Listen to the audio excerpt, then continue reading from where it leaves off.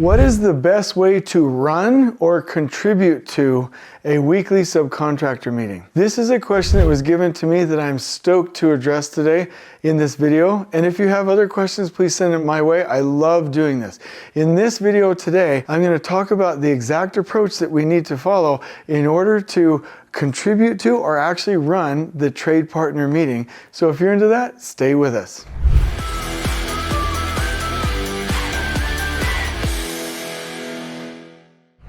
Okay, welcome everybody. I am stoked about this. We have this meetings like super detailed in the book, Tact, Steering, and Control, like literally every single step. So if you want help with any of that, buy that book, or I read it to you on the podcast. We'll link that to you in the description below, or reach out to us and we'll help you out with specific agendas. We actually have a Canva file that we'll put in the description below that talks about the specific meetings. So I'm assuming this question deals with the weekly trade partner meeting, or the subcontractor meeting is what it used to be called. And we're going to cover how we can add value. I say trade partner because there really are partners. But I will say there's kind of this thing out in the industry that if you're going to be mean to subcontractors, don't call them trades and just be like cliche, or just go hop on the bandwagon and not actually like follow the proper ways to partner with a trade partner.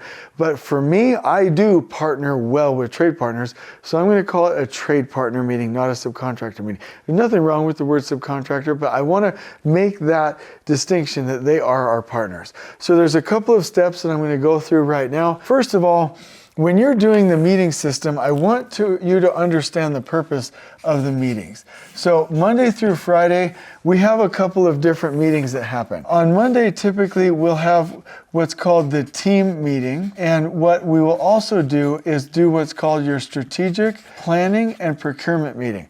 That's where you look at the overall macro level task plan and you align your procurement.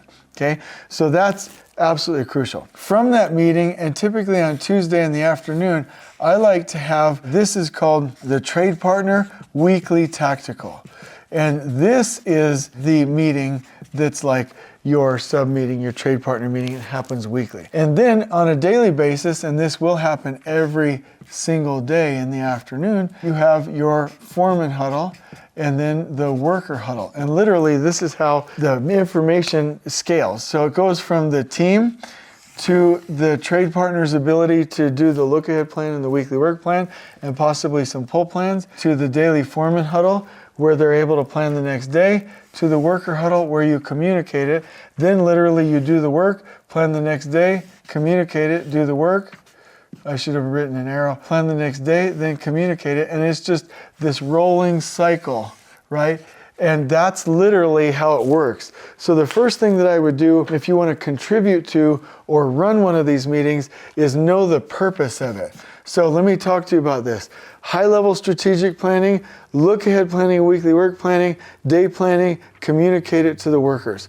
There's 4 separate meetings. I'm assuming we're talking about this one right here, or the foreman huddle itself. Now, let me tell you, key number 2, the environment. You're going to be meeting with your team, with the foreman, and the workers.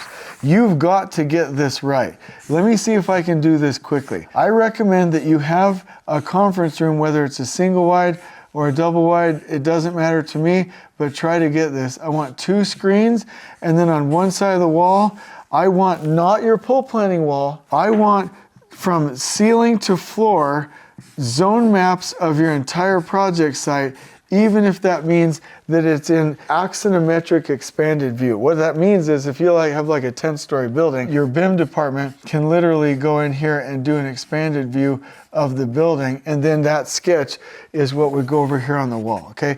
Have the right environment, okay? And then your trades, your foremen, when they're in the meeting, you'll be able to identify problems, visually plan the work, and then come up here on your screens and showcase your production plan, your procurement log, and other things like that. So if you're going to have a really great meeting system, you've got to have the right environment. And in the lean built trailers, we're actually going to have a 3D model down here on the table, like where General Patton, Bradley, and Eisenhower World War War II. You know, one of those really cool things. So great environment. It's highly, and you guessed it, starts with a visual. I want everybody to be able to see as a group, know as a group, and act as a group. So you got to have the right environment. Okay, number 3, safety. What I mean by that is that literally everybody here feels safe, psychologically safe, to speak up. If I'm like, hey, what do you all think? And somebody speaks up and I'm like, hey, you shouldn't think, you know, blah, like I'm getting after them. They're not going to speak up again. Literally create an environment where when we're marking problems on the wall, we're like, hey, in these zone maps, we got a problem here, here, you know, and they're bringing up concerns, they're bringing up suggestions, they're bringing up problems. Be like, hey, thank you for bringing that up. What can we do? Let's solve this together. You got what you need? All right, let's go to the next one. Thanks for bringing that up. Oh, yeah, I understand your concern. You know, hey, I take that seriously. Let's find the win-win.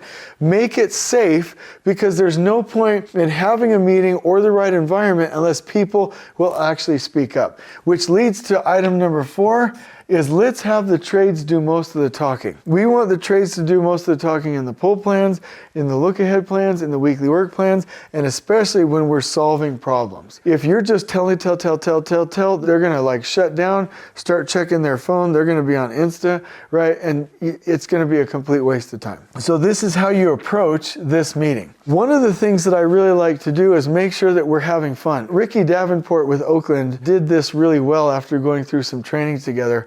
Meaning he took this system and really had some fun. He would like take this environment and he would have like, you know, up, I know this sounds silly, but he would have like a little joke board up on the wall. He would have like a shout out area, you know, positive comments, you know, some pictures over here of work well done. One of the things, he always took time out in the field, you know, to go visit with the trades and have a one-on-one connection and like thank them for the job they were doing.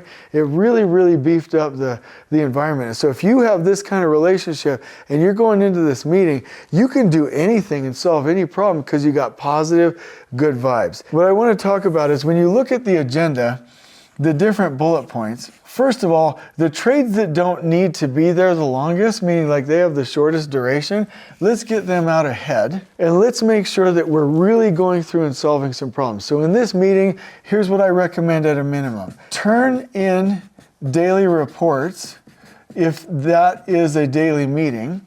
If it's a weekly meeting, then it's basically going to be receive the weekly work plan information from the trade. And what you're going to want to do is look at last week or day, so I'll do WD. You're going to talk about the current week or day, and then you're going to talk about the next week or day's worth of planning. And then this is the most important part of the meeting, is you're going to solve problems. And what I want to write down here is through IDS, identify, discuss, and solve. And then at the end, what you're going to want to make sure is that you've communicated everything that you've solved and that goes out to the workers on site, okay? So if you follow that general agenda, you're having fun and you're adding value, you'll get first things first out of the way, you won't waste people's time, and then you'll do this quickly. This will take a little bit more time. Most of your time is in solving problems. If you go to those meetings and you're solving problems, the trades have no choice from a reality standpoint but to say, wow, that was an impactful meeting, because all of these problems on the board are being solved. And in fact, I want to make that point. The reason I say screens and zone maps is because before these meetings even start, I want trades to come in here with magnets or stickies or little red dots or something and mark all their problems on the board first. And then when you go through the meeting agenda, we're going to identify, discuss, and solve those problems. That is the way you can participate in or run the meeting the most effectively. They will add value for your team. And then you'll start to win. And once the team starts winning, they'll further buy into the system. I hope you avail yourself of the book, Tax Steering and Control, or reach out for the meeting guide. I'll turn this into a visual and a blog post. But really, my summary here is when you get in these meetings, make sure you're adding value, clear the way ahead of the trades. If you do that, you'll be set, 100% ready to go. I hope you've enjoyed this video. On we go.